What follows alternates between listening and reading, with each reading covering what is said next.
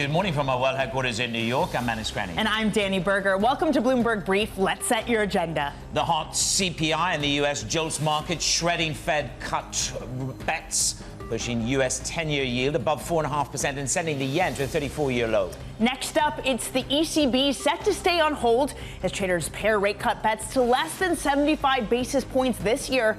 We're live in Frankfurt. And oil's also in focus as the U.S. warns of an imminent strike on Israel by Iran or its proxies. A very good morning. I think the key word is shredded. We've shredded rate cut bets, not just in the US, but all the way around. Just take a look at this. As far as 10-year government bond yields are concerned, we popped by over 20 basis points yesterday, Danny, and we tick higher this morning. We're above 4.5%. You're looking at a real momentum shift in these markets. The bears have morphed into an all-out assault on the bond market. If there are no rate cuts or even a rate hike, as Larry Summers said, that could be a tail risk. 15 to 25% of the next move from the Fed could be a hike.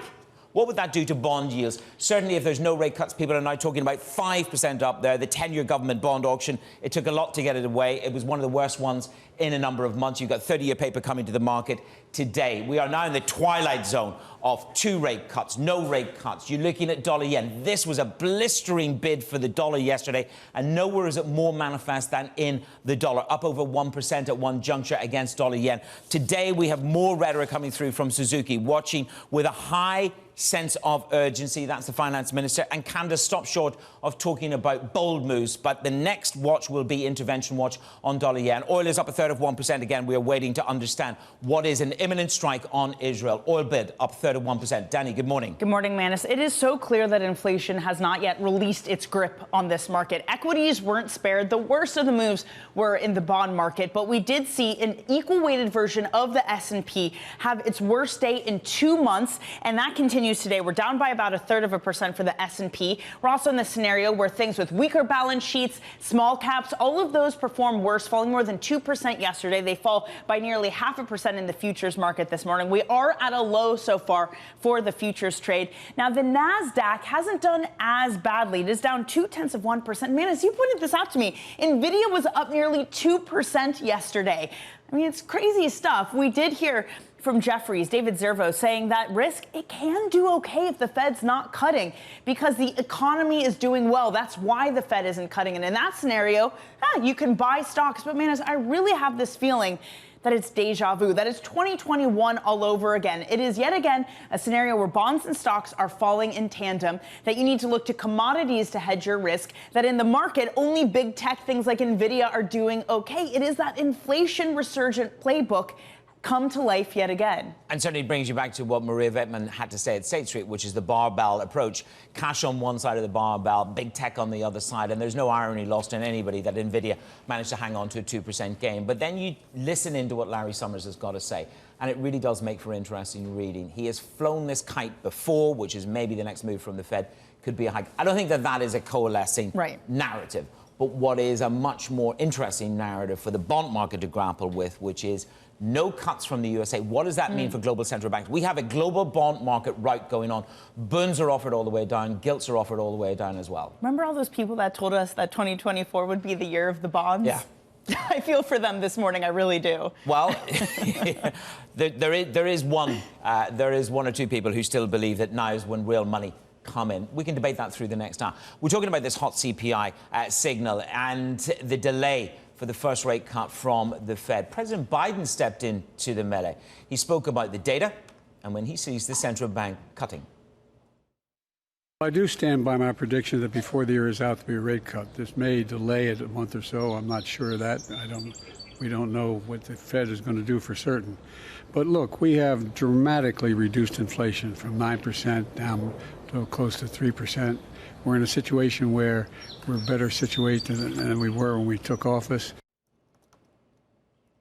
Joining us now is Ludovic Subran, Chief Economist at Allianz. Ludovic, good to see you. So the bears morphed into an all-out assault on these bond markets. We're now talking about 2, possibly even 0 rate cuts. There is a non-negligible chance of 0 rate cuts from the Fed. Do you think that is a non-negligible risk? Good morning. Good morning. I think the Fed will cut this year.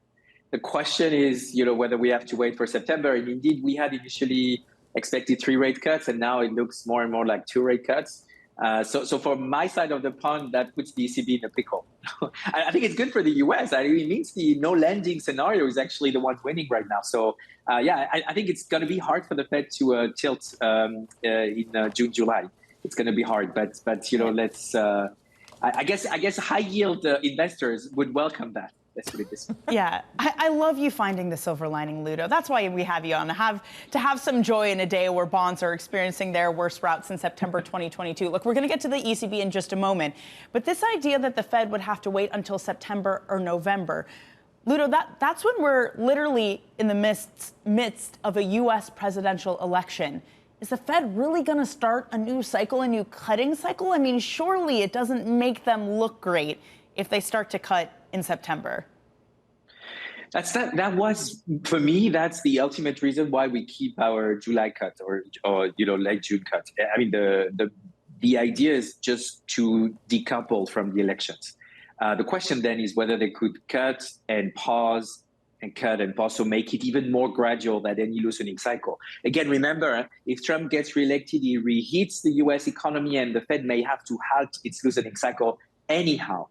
So the question is whether there is a need to front load some of those cuts or whether we can sit that one out. And that would push the Fed all the way to 25. That's why the market is so divided. You really have 50% of the people that think that they're going to cut in July and 50% of the people that think they're not going to cut at all now, which is really crazy if you think about the divergence. I'm still in the camp that they will have to cut.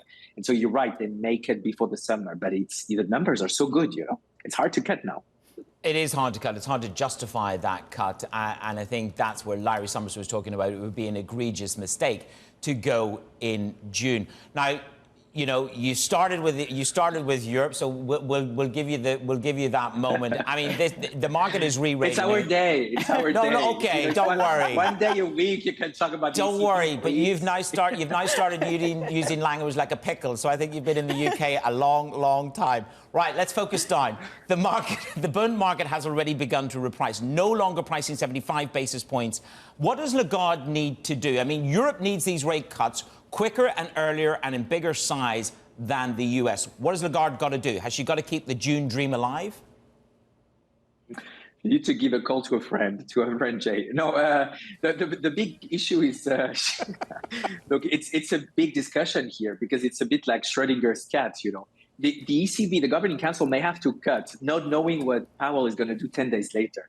So it's going to be a bit of a Pascal's wager, And for me, it's very complicated because even though we want to be dependent, we know, and we talked about this together not so long ago, the U.S. financial vortex is inevitable. So I do think there are all the reasons for the ECB to cut in June. There are all the reasons for them to cut maybe only 50 bips this year. So again, to cut and pause and cut again and pause. But, it would be this fear of going first is really anywhere you talk to investors and they see this big interest rate differential looming. They see the dollar going stronger. They see this idea that maybe, a tech ETF is much better than any government bonds in Europe, right? So there is a risk a bit of I wouldn't say capital flight, but of a desynchronization of central banks that would be hard to swallow for Europe. But you know what? We have to cut. I mean, for us, It's almost impossible not to cut because services inflation is sticky, right? But all the rest is going down quite fast, yeah?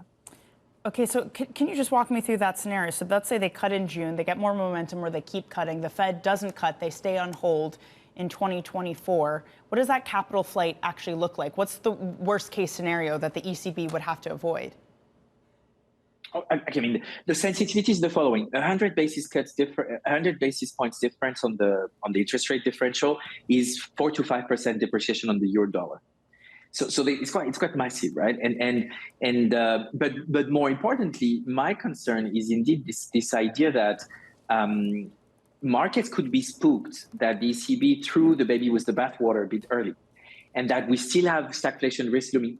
Again, for us, the reason why we have cut, pause, is because the upside inflationary risk from imported inflation, from supply side inflation, are so high in Europe compared to the US, trade choke points, I mean, you name it, energy, you see the oil prices go up, that they will have to do it very gradual. If the Fed doesn't do, and they keep being gradual, the difference is indeed only 50 bips. So it's maybe 2% on the euro dollar. So it's not a lot. But, it's still quite a bold move. And so I would be worried about market overreacting to this more than the actual effect in the direct, I would say, lending or financial difference between the US and the European market. In terms of the energy complex, it's something that is perhaps a little bit more pressing in Europe than it is here in the United States of America. To what extent might that, because we're ready, the headline over the past 24 hours, we're ready for the response mechanism from Iran on Israel. We don't know where the next escalation is in oil prices. $100 oil notes are coming into my inbox. How much more of a pressing issue for the ECB will the energy complex be relative to the Fed? I mean, look, in Europe, a $10 additional on the barrel is almost a 1.2 percentage point of additional inflation. And it's half that in the US right now. It's just, that's the way the sensitivity works. So it's not necessarily good news. Again, one could say it's non-core, it's not, in the ECB's mandate.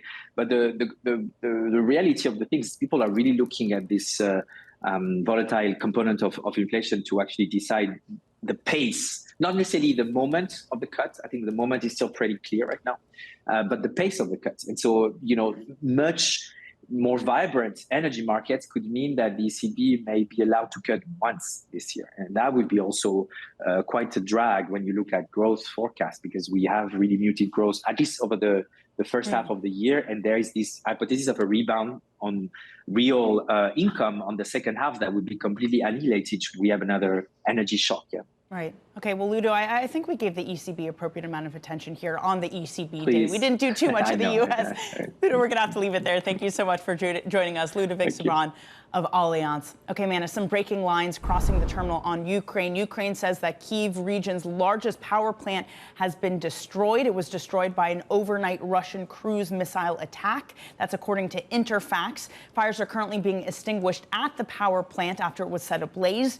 It is a state-run electricity and heat producer, and it operates 3 power plants in central and eastern Ukraine. So that power plant has been destroyed in a Russian missile attack. Okay, let's get to some of the other top stories that are trending on the terminal this morning. KKR is said to be weighing a sale or IPO of BMC Software, which might be worth about $15 billion, including debt. Other private equity firms have shown interest in potentially acquiring the Houston-based company. Meanwhile, no final decisions have been made. KKR still favors an IPO of BMC, which filed confidentially last year with the SEC for a listing. Later today, Bloomberg will be speaking exclusively with the co-CEOs of KKR after their investor day. That's shortly after 10:30 a.m. Eastern. The U.S. Justice Department has reportedly opened an antitrust investigation into Nippon Steel's takeover of U.S. Steel. Politico cites people with direct knowledge of the matter. Earlier, President Biden reiterated his support for U.S. workers opposed to the $14 billion bid. But speaking alongside the Japanese Prime Minister, Biden stopped short of repeating his call for continued domestic ownership.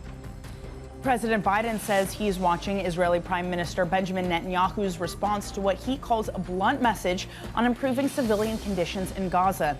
Speaking at the White House, Biden also urged the adoption of a 6-week ceasefire in exchange for Hamas releasing hostages and for Israel to open an additional crossing for aid into Gaza. I have been very blunt and straightforward with the Prime Minister, as well as his work cabinet, as well as the cabinet. And the fact of the matter is that Bibi and I had a long discussion. He agreed to do several things that related to, number one, getting more aid, both food and medicine, into Gaza, and reducing significantly the attempts, the civilian casualties in any action taken in the region. Coming up, we'll talk energy markets. Brent climbs above $90 a barrel as markets brace for a possible Iran strike. More on that story. And Intervention Watch, more fallout from the CPI. Japan warning that all options are now on the table to help strengthen the yen, trading above 153. This is Bloomberg.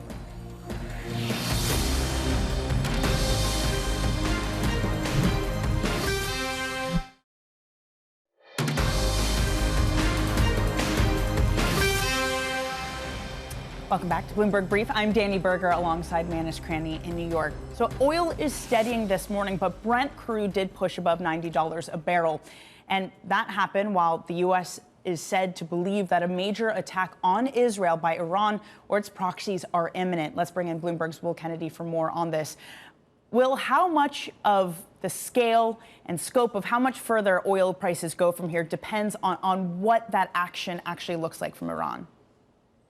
I think that's exactly right, Danny.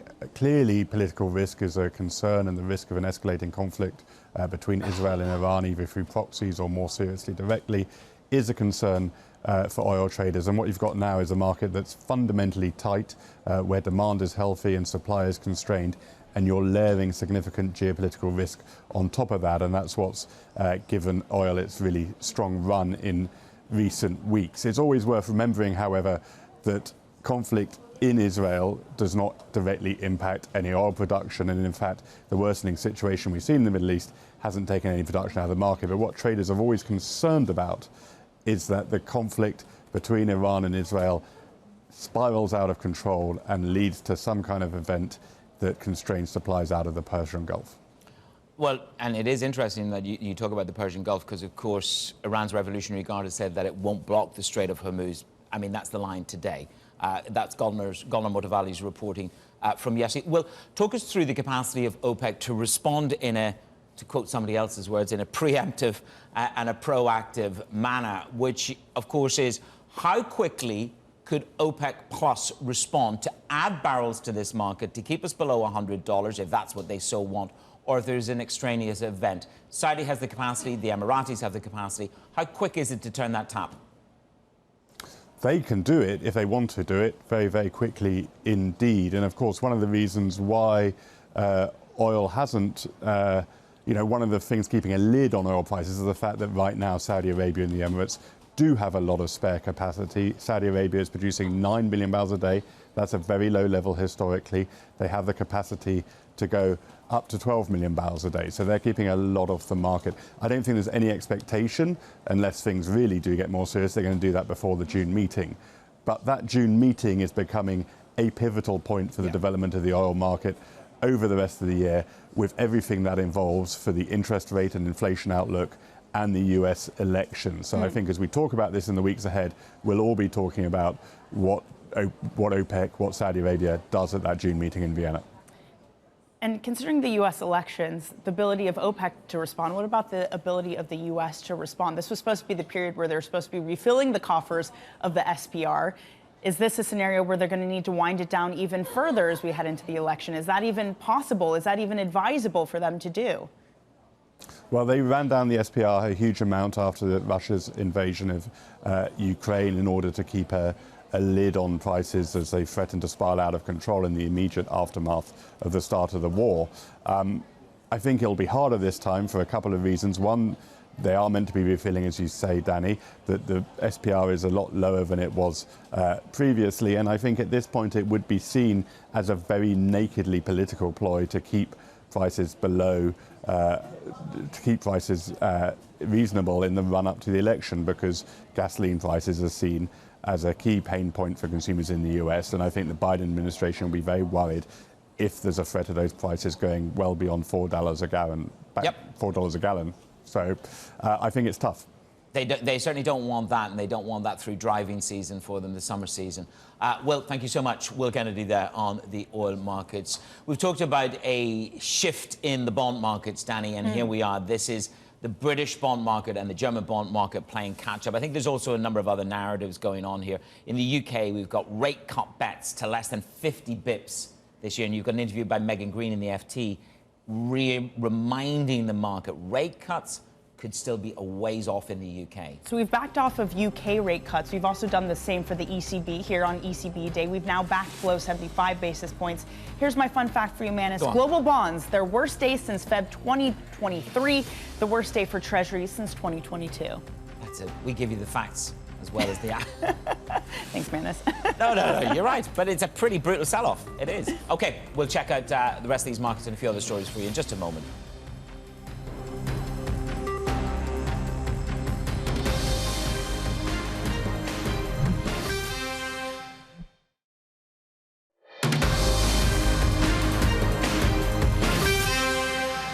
It's Bloomberg Brief. I'm Manus Cranney alongside Danny Berger in New York. Now, we knew that it's a tough world out there in consultancy. McKinsey had already put a lot of people on concern notice, but we understand now there's going to be major job cuts. They're starting to cut hundreds of jobs, 3% of the specialty workforce. So you're looking at about 360 headcount to go. Right. So these are the specialist consultants, as you mentioned. So the more traditional ones, they get to keep their job. But they did have a record $16 billion in revenue last year. But we've seen this warning after warning. Accenture, for example, said that there's less demand for their products. EY, PwC, they've also had to turn away from job cuts. And you also flagged to me, I think I was out when the story came, that they're offering UK staffers some pay to go away? Yeah, I mean, this was the incentive, which is 9 months' money, potentially, to walk away from the job. But if you look into this story, I mean, the explosion in the size of this company, I mean, this stat is it. They've got 45,000 people in 130 cities around the world. That is up 60% from 2018. So was this explosion in tech, explosion in consulting, all the way around. So this is right-sizing for less demand. We could add banking to that, too. Also, a huge growth in workforce that they've had to pull back from. OK, we're going to get back to the data you want to talk about. It's CPI, and then the eyes turn to the ECB. We're live in Frankfurt.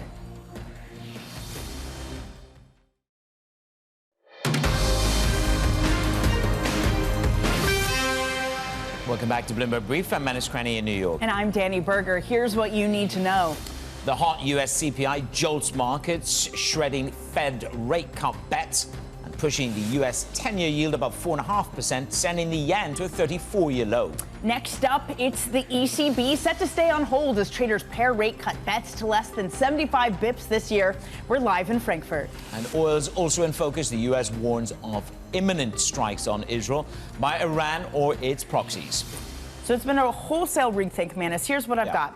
Goldman, UBS, Standard Chartered all go down to 2 rate cut bets. RBC and Barclays now just see 1 reduction. PIMCO and, of course, Torsten Slot keeps saying it's possible no cuts this year. And then Larry Summers flies the kite again, 15 to 25% possibility of a rate hike. Now, that is left tail risk. That is certainly left tail risk. And how much of that do you want to price in?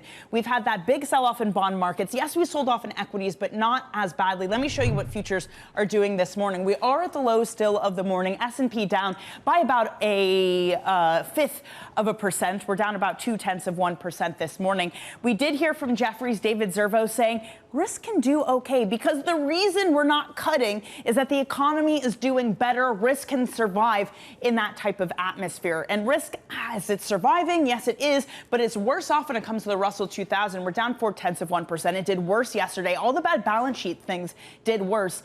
But a lot of the tech indexes, Manus, a lot of the tech stocks actually did okay. And even good yesterday. NVIDIA up 2%, Mag 7 only down 0.2%. So it is that 2021 playbook. Where do you want to flee to if inflation is resurging, if inflation is still an issue?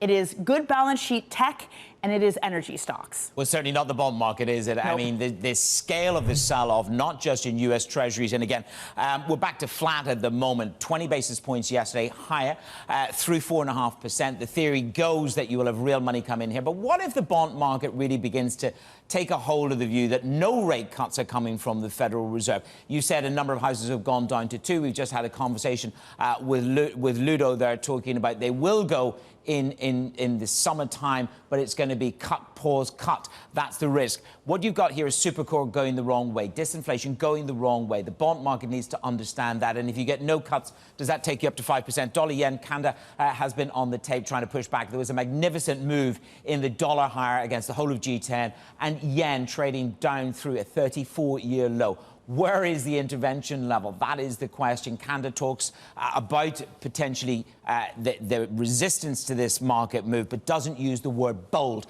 And then Brent up 0.4%. We need to understand what is the size and the scope of the Iranian response to the Israel moves last week. We don't quite know what that is, Danny, but this is a very uncomfortable and growing narrative in oil prices for the White House and indeed for these bond markets.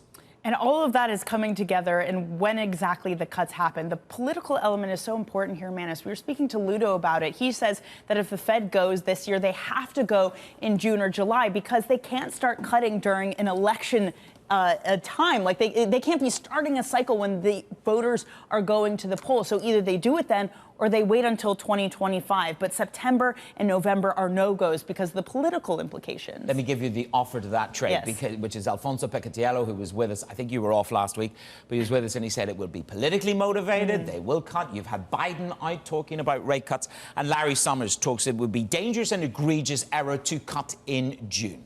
Well, now it's the ECB's turn. Now they have to deal with the potential implications of wanting to cut when the Fed is on hold. And as Ludo said, that leaves them in somewhat of a pickle. Yes. Well, let's talk a little bit more about the ECB. They're set to keep the borrowing costs on hold today, record 4% for a fifth meeting, while readying the ground for cuts to begin in June. Joining us now at the ECB in Frankfurt is Lizzie Burden. Lizzie, is that what Lagarde has got to try and do? She's got to try and thread the needle today to keep the June dream alive of a rate cut. Good morning.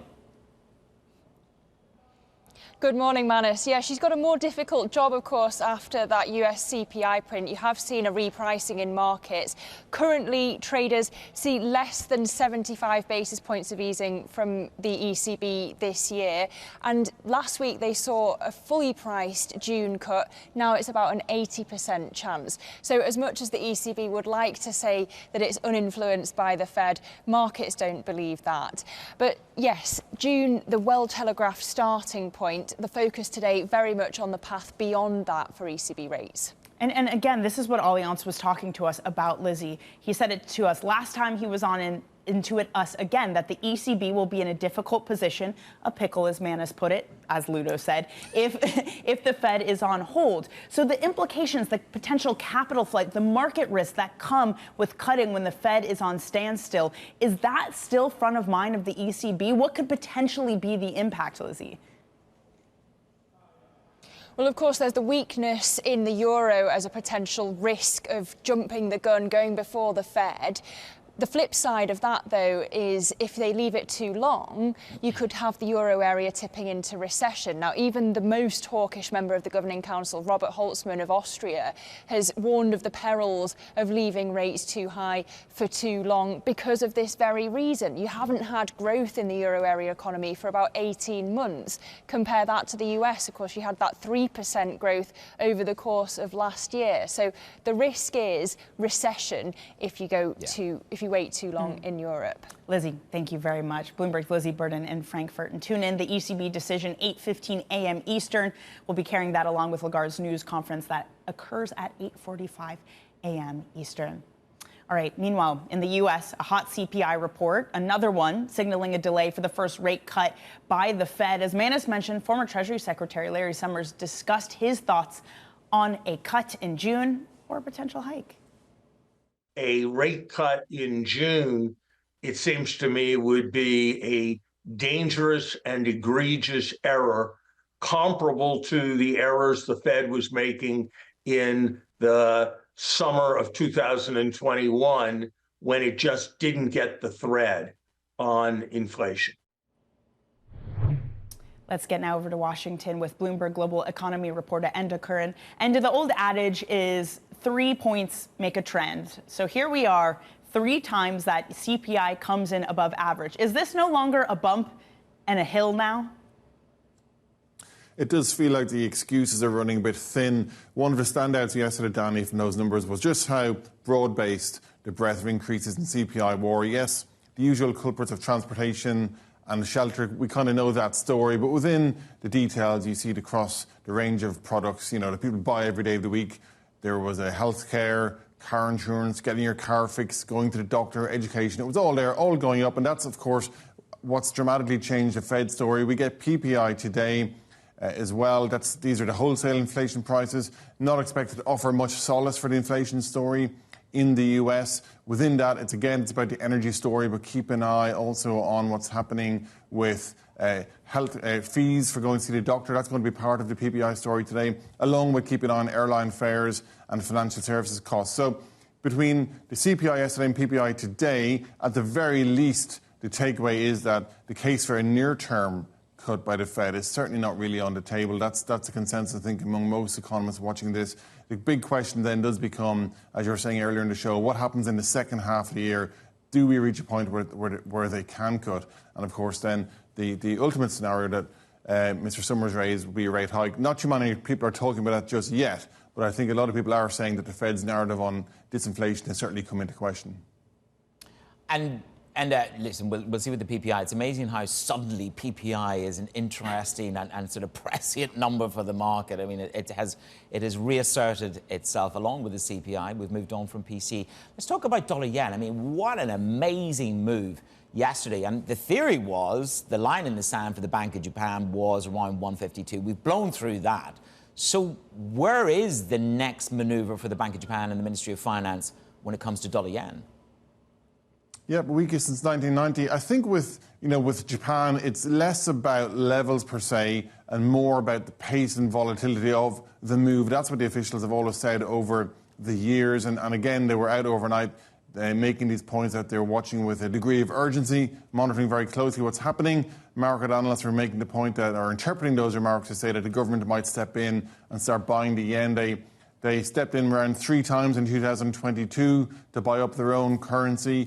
And they do so in a way that doesn't trigger any kind of international concern among allies. Remember the era of currency wars not so long ago. They don't want to be seen to be accused of manipulating their currency. And that's why they talk about it's about volatility, it's about the pace of the move rather than outright levels. But regardless of what they do, I think the question is going to become what can they achieve? Even if the government of Japan steps in to start buying the currency, what can they achieve given the pace and ferocity of market pricing on the Fed story right now? Okay, and thank you so much for that. I mean, it is remarkable the global implications of the CPI data from the yen to China, which of course had that inflation stall as well. Bloomberg's Enda Curran, thank you so much. Manus. Coming up, we've got a brutal 24 hours under our belt in the bond market as the rates narrative changes. What does it mean for the private credit markets? Well, we'll catch up with Park Square Capital founder Robin Doumar. He joins us on set in New York.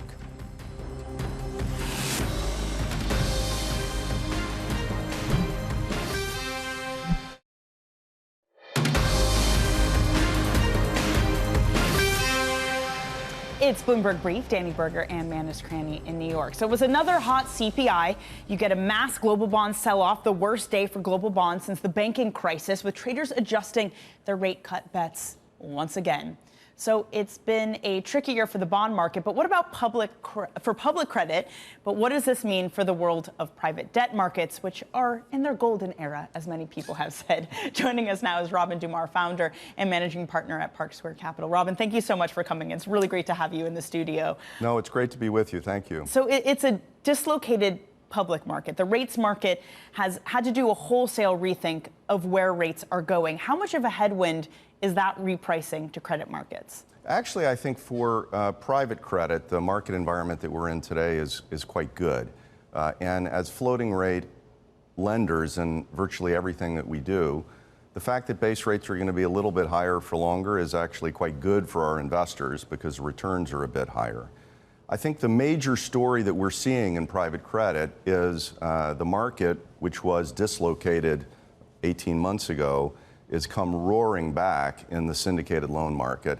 And that's probably the big news of the day, which is syndicated loans have gone from dislocated to very, very competitive, I would argue white hot today. Yeah, and we can get more into that, but this idea that higher base rates are good for investors, surely that's not good for the companies who are having to pay that. It is a bit of a challenge for companies, and so I think it's a very specific type of company that you want to be lending to, companies that have stable and predictable earnings in sectors like software, healthcare, business services, high-margin industrials.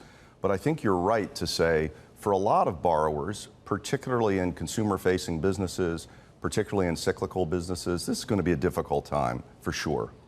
There was this building narrative in the first quarter that rate cuts were coming, the refinancing would be easier, the cliff that a lot of people talked about this year, which was extended out into 2025.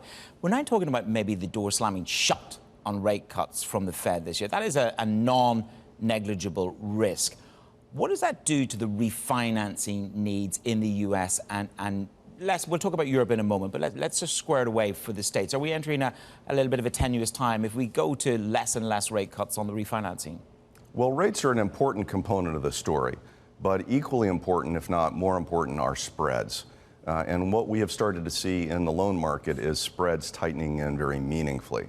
So for a high-quality loan borrower 2 years ago, they may have had to turn away from the syndicated market to the private debt market to borrow. And their spread might have been 6.25 over base rates, as opposed to something like 375, which would have been more normal. So a giant premium is what they were paying to private debt investors. And today, banks have roared back with syndicated lending, and so that's a really attractive feature for borrowers today. To what extent then, I mean, there was this argument that private credit was going to be challenged, you know, you're eating the bank's lunch. Here we are, and the banks are sort of inverting again. How much are they back in a tour de force? How much more aggressive are they in pricing? How much are they a challenge to your business? So I would say we benefit actually from transaction activity. So it's great to be the only game in town and for rates to be very high when you're lending. Yeah. The problem with that is obviously people can't borrow. It's just not efficient, and deal activity last year was a 13-year low for levered M&A activity. And so a bit of a healthier financing environment is great for deal flow. And I think, frankly, everybody benefits because we're going to see a significant pickup in deal volume, and that's what we're seeing. Everyone benefits, Robin? I don't. But how, though? If people were making their lunch money off of the syndicated loan market, off of the market that banks were backing away, the spread. Surely someone feels the pain of banks coming in. So I would say the epicenter of the pain feeling probably is going to be the very large unitranche funds that were taking advantage of the environment to do what would have been a syndicated loan at unitranche pricing. I think that opportunity is probably going away. The big beneficiary, in my view, are the traditional middle market lenders, where that market continues apace, has not been disrupted, and we'll see more deal activity. And actually, junior debt is a massive beneficiary of this, because junior debt coupled with a very inexpensive syndicated loan is going to be the way I think levered companies address a number of the challenges that are out there. In this world, there's a great debate that private credit and parts of your world need more regulation. We've heard it from various chairmen of banks to various institutions. And I'm just wondering, you know, is there new regulation that can benefit the market? I mean, all regulation is not necessarily, you don't hug it. What is it, death, taxation, and regulation and compliance. But what would you embrace from a regulatory standpoint that can help this market? I think transparency is good across the board. Transparency is healthy. I think for funds that have long-dated locked-up capital, which most private lenders do, there's no immediate need for transparency, in my view, or as a concern to the system. It's a much healthier way to finance companies than, for example, the banking industry. If you think about a bank, 10 times levered on a good day, and it's got deposits, which is what they use to fund themselves, that can leave overnight. So that's a dangerous combination. If you think about a private debt fund, the money is locked up for 7 or 10 years. It can't leave the system overnight, and the leverage in these funds tends to be very low. So I think it's healthier for the system. Having said that, one of the developments that we've seen is open-ended funds with redeemable capital. And I do think those need to be monitored carefully to make sure that the liquidity that's promised to investors is actually there. So I think that is the theme that regulators are probably most concerned about, which is, have investors been sold a bill of goods, or is the liquidity truly there? Yes, and that's, you know, to be fair, the IMF also had a warning about this earlier in the week. And they did say, look, the risk wasn't one of wholesale financial stability because of what you say. It's longer-term capital locked up. It's maybe, as you say, some of the more retail-oriented investors. But basically, their argument is it has grown so rapidly, and it has never experienced a severe downturn at its current size and scope, and many features designed to mitigate risks have not yet been tested. So while private credit maybe has been tested, Robin, their argument is it hasn't been tested at the current size that it's at and the current feature and the complications that it has. Do you think that's a fair argument? I think the argument that as you go to retail investors with a complex product and you start seeing fees on fees, I think that is a concern. And so to me, as a regulator, I would be very focused on the retail end of the market. I think for large, sophisticated institutions who are committing in 100 million chunks, they're really smart folks. They can analyze things pretty carefully, and I'm less concerned about that. Robin, it feels like everyone, though, is trying to get retail money right now. I mean, not just in private credit, private capital as a whole. Is that movement a mistake? I don't think it's a mistake. It seems to me a natural evolution, this, quote, democratization of alternatives. When I hear that theme, though, my antenna go up. It, reminds me of a sucker's born every minute. And you have to be very careful, I think, just in terms of what are the products that we're offering these investors? What's the overall fee burden? To me, it's the fee burden that I think needs to be drilled into a little bit. Okay. Robin, thank you so much for being with us this morning, stopping by in New York. Our guest this morning, Robin Doumar of Park Square Capital. Coming up on the show, highly anticipated, it is ECB Day, and a trilateral meeting at the White House.